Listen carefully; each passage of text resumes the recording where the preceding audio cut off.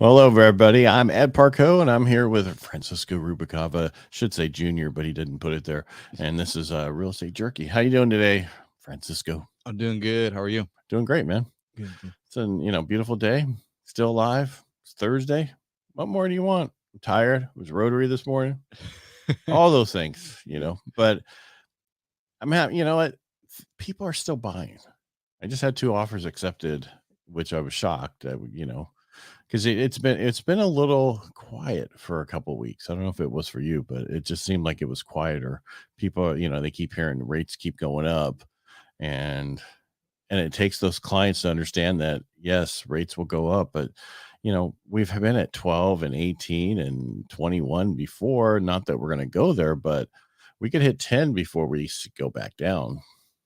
Right. We don't know. But the market's not going to crash. This is not 2008. There is not 3.5 million houses on the market nationwide. There is only 500. What is it? I wrote it over here at City Banners. We have 562,556 as of last Friday on the market in the United States, including Hawaii. Yeah. So that's only went up 8,206. Last week we were, 554, 300. Normal at this time, last year at this time, we were 578,000. Are you following me here? Yeah. Normally, in a normal market, 2015, we're at 1.169 million. Yeah. So where's the bubble? Because I still have Chicken Little out of Las Vegas going, I told you, inventory's great, going through the roof. Get ready, the crash is coming. There are certain markets, like we interviewed Tampa a couple weekends ago on the radio, and they're at 3 months supply. But they're, it's just people can't. It's a different market. People who live there could only do hospitality, and it's like, okay, how do you afford these homes? At the median in price to get in is 400, but then most people are at 800. So that takes a lot. Think about that. You'd have to make $350,000 a year to buy that $800,000 home. Right. Well, that's the thing is, you're going to see that there. You're going to see. I think even if, even like at the Bay Area, right? Like I think over there, they're still moving really quick. They have to be priced. They have to be priced right, though. Of course. Well, talk about price reductions, right? Yeah. Typically in a normal market, we have a third of all homes have price reductions. That's just normal market, right? We're at 39% for this year. Yeah. That's because we're right there. In 2022, we're at 43%. Yeah. In 2021, 28%. So so think about that. We had more price reductions in 22 than we did in this year, and we're almost over. Yeah, I think we're in November now. We're November, and this is when it's slow. Well, I'm just saying in general, we're in November and we still haven't had the price reductions that we did in 2022. Right. Well, that's what I'm saying too, is like, during these times is when we kind of expect things to slow down a bit. Right. But like we said earlier, things they're still moving. And no matter what, I think it always boils down to like kind of how, and it's something that we say very consistently, where it's just, buy when you can. Uh-huh. Like a lot of people, the idea of timing the real estate market is, you'll drive yourself crazy just trying to, find the exact time, the perfect time per se that, you're going to reap all the benefits. Like I tell everybody, it's a long game, right? You have to be willing to, see the benefit of buying now, negotiating and trying to get a better deal, now while things are slower than waiting for, the market to shift and change. And even some people, right? Like even if you wait until the 10%, like, yeah, you'll probably be able to negotiate quite a bit, but we still have that struggle of people needing housing and us not having enough housing. Correct. And we're never going to have enough housing. Even when we get caught up, we're still going to be at a point where 20 million more people are in 20 million. What am I thinking? So I'm telling you, I got to go to bed again. This has been one of those long weeks. All right. So once we get caught up in 20 years from now, we have the that new pandemic baby's coming, which is just as big as a boomer generation. And that's a problem. We're going to have a lot more people coming into this market even then once we get caught up. So we won't ever get caught up. And unless they start moving these houses out of factories in a week to put up on places, we're going to be behind for a very long time. Right. And so what does that mean? Equity. Building equity. And it'll keep, I mean, it's at the rate that it's going, it's really fast. And right now, you know, like, you know, we were talking about on the last show too, like even like Riverbank or like Modesto, like there's a demand for housing. Like I'm actually helping out it's like a group of investors that had bought this piece of land, and they've already got plans and everything going, and they're, you know, hopefully soon they're going to be putting up this apartment building, and it's like I want to say like a 7,000 square foot lot, like 8,000 square feet. That's it. Yeah. And it's a 2-story, and they're going to put 8 units in it. Oh, so, you know, it's parking. Yeah, it's gonna have parking, everything. But that's what I'm saying is like, that's what's crazy is how do they fit that on a 7,000 square foot lot? That's like the same thing, but they showed us the plans and everything, and it works, right? But I mean, that park on the street. No, well, there's parking on the street, and there's going to be a parking lot. Wow. I think it's like 7 or 8,000 square feet, and that's exactly what I said. I was like, that's tiny. But then they showed us the plans and everything. I'm like, wow, you know, that might be what we're gonna need to lean towards. I mean, I know like even Riverbank, right? Like Riverbank, they've had they're selling half plexes right now, brand new half plexes at I think like 380, low 400s. And those are the types of properties that we're probably going to need to start heading towards. But then it's, you know, it gets interesting because it's like you're paying that much and you're just getting an apartment. Like, you know, that's the crazy part of like our values is that they keep going up. Mm-hmm. And the rents keep going up, and everything keeps going up. So the only way to protect yourself, buy something. Yeah. But I just don't know if anybody's, no one's making condos anymore. Not that I mean, a lot of people said it's because of the fact of the lawsuits that they've had, you know, over the past so long, that the condo lawsuits are just so great compared to a single family home. What does it do to like HOA type stuff? Like just the building of them in general. Yeah.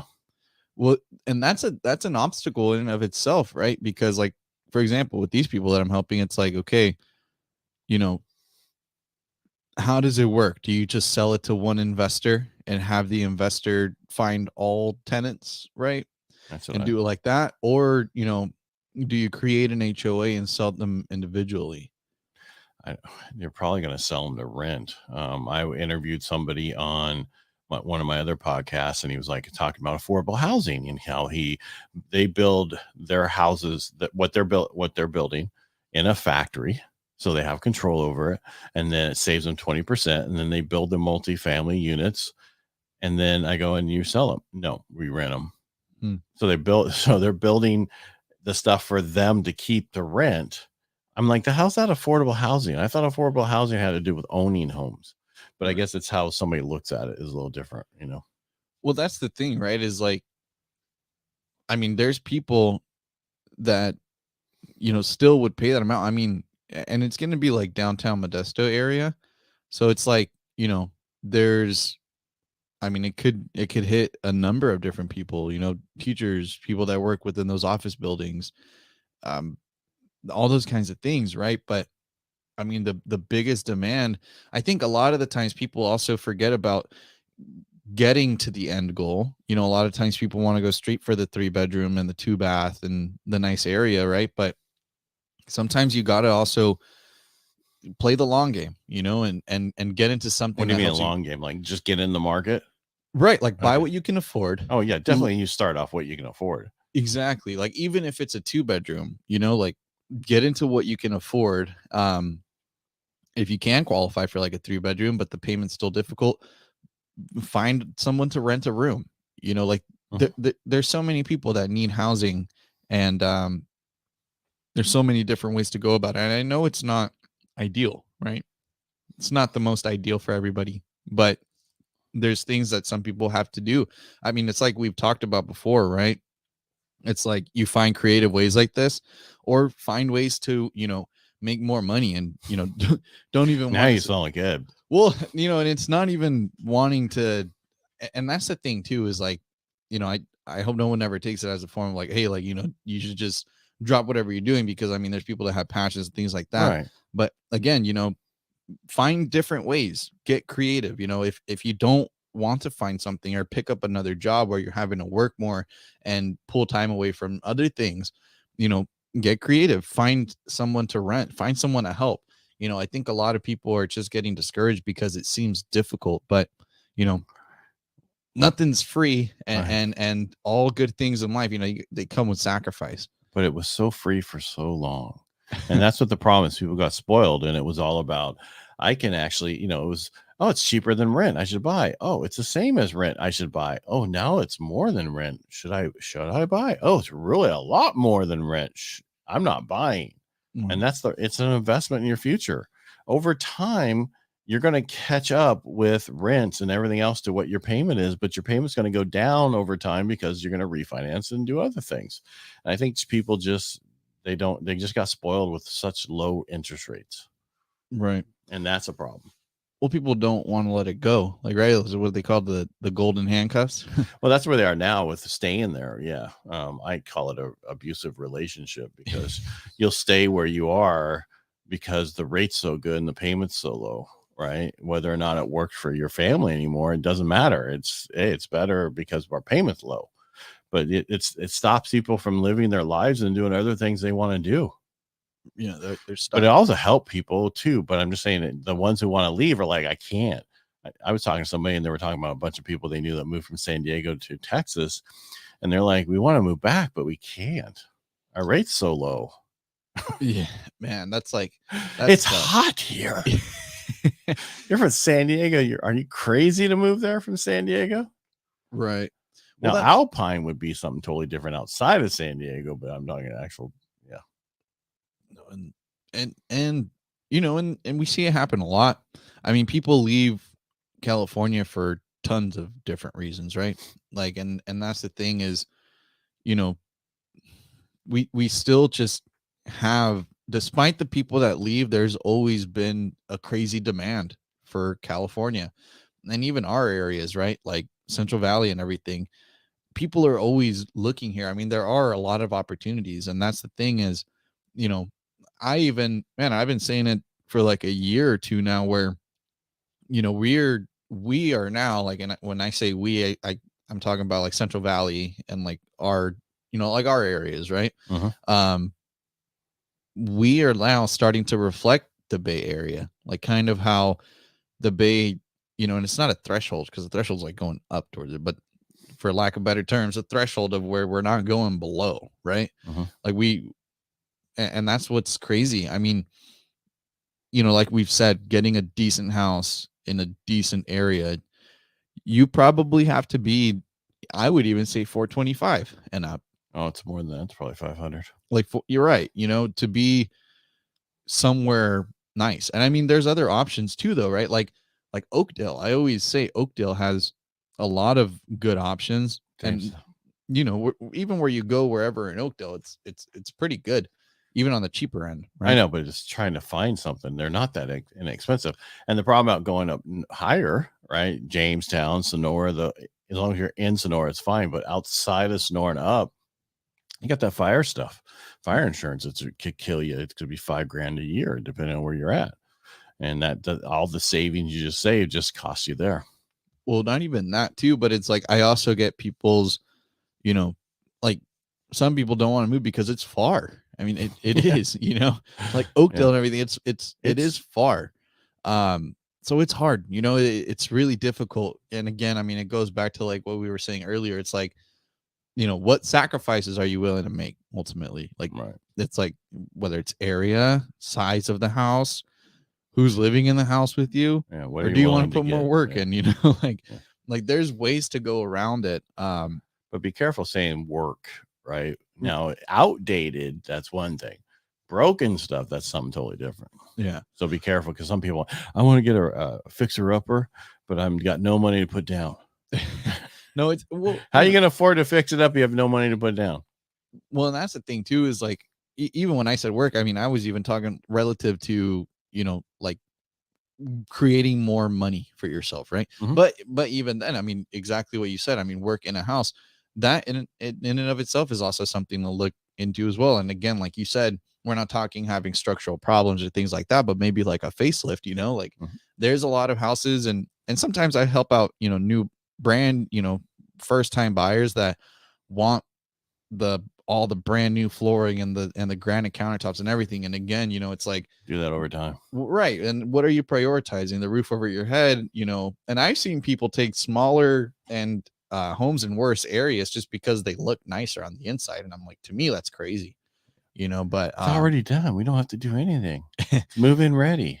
Right. And then the material's like cheap. Yeah. It's all cheap stuff. Be careful. Yeah. And that's the other thing is it's be careful who's flipping the house and who's doing everything. There's some people who do some really good work, but they're not cheap. You're not going to get it cheap. And I mean, there's one in my neighborhood going on around the corner on Inland, and they took that little thing and made it huge. Yeah. I mean, and then, just everything they've done. I'm waiting for a pool to go in next. Yeah. It's not like the rest of the neighborhood anymore. Right. That's the thing about with College area. It's like, if you're going to take a house and you're going to make it a stucco home, make it still look like the older style somewhat. Yeah. It looks like a brand new home stuck in this neighborhood. Right. And that's what like helps, that's a big part of, the whole College area is it retaining that authenticity, right? That feel. Yeah. But to a certain point. Yeah. Older homes are nice as long as you have a certain style. But anyway. Definitely. All right, let's go. Yeah. it's you talk and then you're like, holy cow, it's been 16, almost 17 minutes. I'm sure other people have other thing to do. Hey, Francisco, thanks for coming in today again. Appreciate you being here. And wow, I gotta turn down that monitor. Sure gets bright. All right, everybody, make it a great day. Thanks for being here. The best way to support us, go to our YouTube channel. Mine's Ed Parcaut. And Francisco, what's yours? Mine's Francisco Rubalcava Jr. All right. Go there, subscribe. We'd really appreciate it. Francisco, say goodbye. Thank you, everybody. Take care and have a great day. A nice place to put your phone number, 209-493-2400. People can actually read it. Yeah. All right, everybody, make it a great day.